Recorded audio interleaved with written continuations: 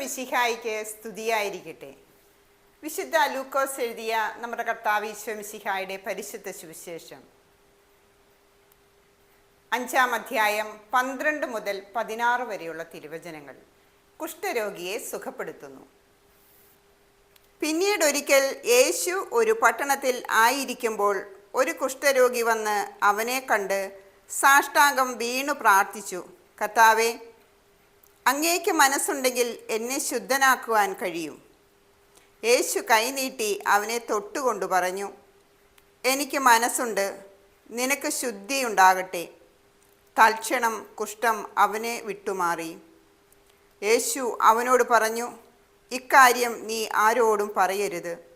പോയി നിന്നെ തന്നെ പുരോഹിതനെ കാണിച്ചു കൊടുക്കുകയും മോശ കൽപ്പിച്ചിട്ടുള്ളതനുസരിച്ച് ജനങ്ങൾക്കു സാക്ഷ്യത്തിനായി ശുദ്ധീകരണ കാഴ്ചകൾ സമർപ്പിക്കുകയും ചെയ്യുക. എന്നാൽ യേശുവിൻ്റെ കീർത്തി പൂർവാധികം വ്യാപിച്ചതേയുള്ളൂ. അവൻ്റെ വാക്കുകൾ കേൾക്കുന്നതിനും രോഗശാന്തി നേടുന്നതിനും വേണ്ടി വളരെ ആളുകൾ തിങ്ങിക്കൂടി. അവനാകട്ടെ വിജന പ്രദേശങ്ങളിലേക്ക് പിൻവാങ്ങി അവിടെ പ്രാർത്ഥിച്ചു കൊണ്ടിരുന്നു. ഇന്നത്തെ ഈ തിരുവചനം കുഷ്ഠരോഗിയെ സുഖപ്പെടുത്തുന്നു. യേശു കുഷ്ഠരോഗിയെ സുഖപ്പെടുത്തുന്നു. കുഷ്ഠം പിടിച്ച് ഒരു രോഗി നമുക്ക് സങ്കല്പിക്കാൻ പോലും കഴിയുകയില്ല. ആരോടും സംസാരിക്കുവാനോ പൊതുസ്ഥലങ്ങളിൽ ഇറങ്ങുവാനോ അവന് അനുവാദമുണ്ടായിരുന്നില്ല. യേശുവിൻ്റെ അടുത്ത് അവൻ സാഷ്ടാംഗം വണങ്ങിക്കൊണ്ട് പറഞ്ഞു, എന്നെ സുഖപ്പെടുത്തുവാൻ കഴിയണമേ.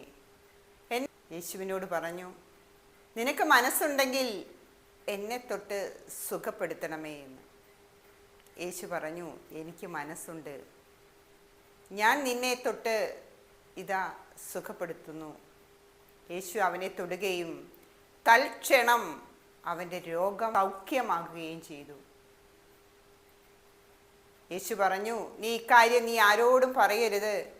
നീ പോയി നിന്റെ പുരോഹിതന് കാണിച്ചു കൊടുക്കുക. എന്നിട്ട് മോശ കൽപ്പിച്ചതനുസരിച്ച് ജനങ്ങളുടെ മുന്നിൽ സാക്ഷ്യം നൽകുക. ഇതെല്ലാം അറിഞ്ഞപ്പോൾ ഒരുപാട് ആളുകൾ അവൻ്റെ അടുത്ത് തിങ്ങിക്കൂടി. യേശു ആകട്ടെ ആ തിരക്കിൽ നിന്ന് പെട്ടെന്ന് അപ്രതീക്ഷിതനായി. വീണ്ടും യേശു അവിടെ നിന്ന് പോയി. വിജന പ്രദേശങ്ങളിൽ പോയി ഈശോ പ്രാർത്ഥിച്ചു കൊണ്ടിരിക്കുകയാണ്. സ്നേഹമുള്ളവരെ, നമ്മളെ ആർക്കും വേണ്ടെങ്കിലും യേശുവിന് നമ്മളെ വേണം. ആരൊക്കെ നമ്മളെ ഉപേക്ഷിച്ചാലും ആരൊക്കെ നമ്മളെ മാറ്റി നിർത്തിയാലും യേശു നമ്മളെ സ്പർശിച്ച് നമ്മൾക്ക് വേണ്ടതെല്ലാം ഈശോ നമുക്ക് തരും. ആ കരസ്പർശനമാണ് രോഗസൗഖ്യത്തിന് കാരണം. നമ്മുടെ വിശ്വാസമാണ് രോഗസൗഖ്യത്തിന് കാരണം. യേശുവല്ലാതെ ഈ രോഗത്തിൽ ഒരു രക്ഷകനും ഇല്ല എന്നുള്ള ഒരു വിശ്വാസം നമ്മളിലുണ്ടാകണം. ആ വിശ്വാസം നമ്മളെ രോഗശാന്തിക്കും സൗഖ്യത്തിനും കാരണമാകുന്നു. ഇന്നത്തെ സുവിശേഷ ഭാഗം ഏറ്റവും കൂടുതൽ നമുക്ക് ചിന്തിപ്പിക്കുന്ന ഒരു വിഷയം തന്നെയാണ് രോഗശാന്തി. മാറാരോഗത്താൽ വലയുന്ന ആയിരക്കണക്കിന് ആളുകൾ ഇതറിഞ്ഞപ്പോൾ യേശുവിൻ്റെ അടുത്തേക്ക് ഓടിയെത്തി. എന്തിനു വേണ്ടിയാണ്? രോഗശാന്തിക്ക് വേണ്ടി. യേശു തൊട്ടാൽ സൗഖ്യമാകുമെന്നുള്ള വിശ്വാസത്തോടെ അവരെല്ലാവരും ഓടി വന്നു.